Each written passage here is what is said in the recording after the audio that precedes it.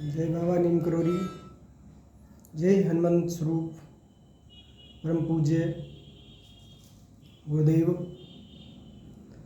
आपकी बड़ी कृपा है। उस कृपा के माध्यम से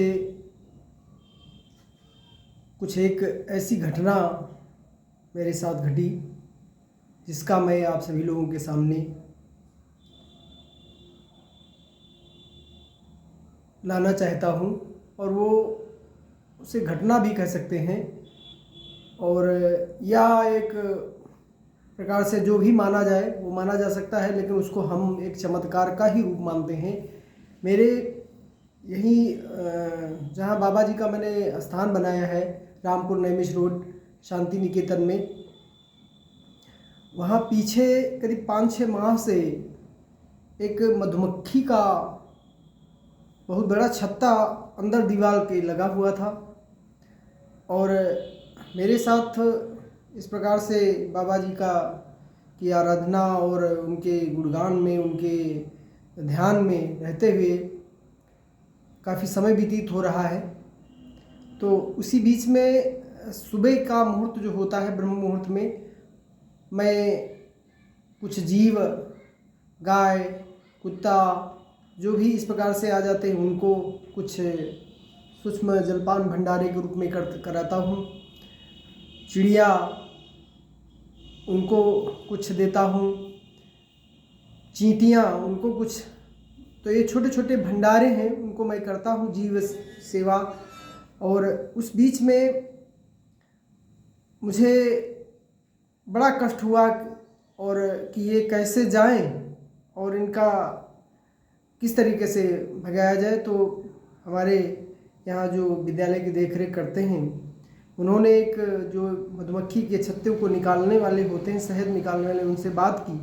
तो उन्होंने बताया कि इसमें भाई हम शहद भी नहीं देंगे और लगभग 1-2 हज़ार रुपये लेंगे, तभी हम इसको निकालेंगे।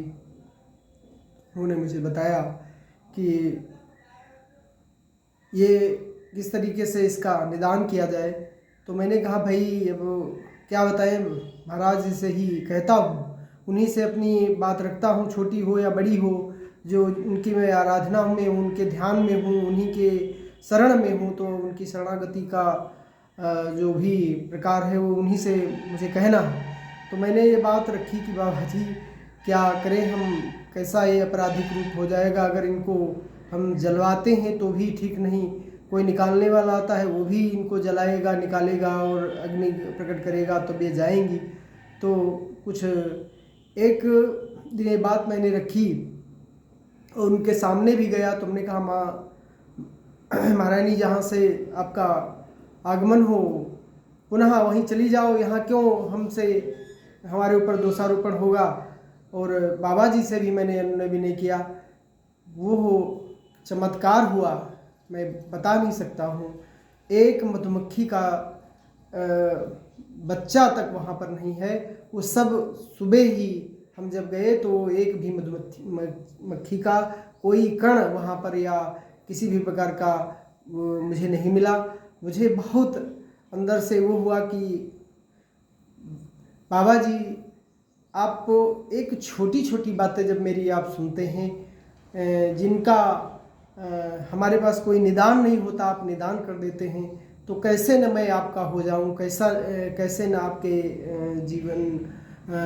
अपने जीवन को आप में लगा दूं। इन्हीं बातों को, छोटी छोटी बातें हमारे साथ होती रहती हैं, जिनको मैं देखता रहता हूं कि उसका कोई निदान नहीं, और बाबा जी की शरण में जाने से चुटकियों में निदान हो जाता है। जय गुरुदेव, जय बाबा नीम करोरी। मैं आपको सच्ची घटना से अवगत करा रहा हूँ, कोई बनावटी नहीं।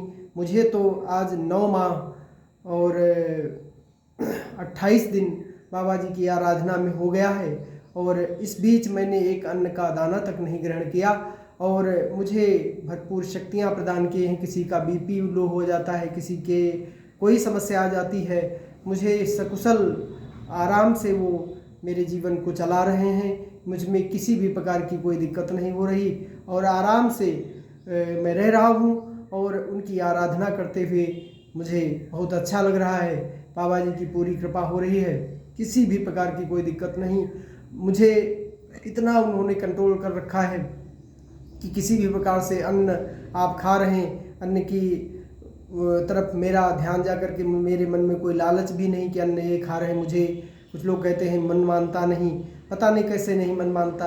आप जब भगवान के और प्रभु की या अपने गुरुदेव की या गुरुवर की शरण में चले जाएंगे तो निश्चित है आपका सब कुछ सफल होगा और आपको वो पूरी तरीके से अपनी गोदी में ले लेते हैं।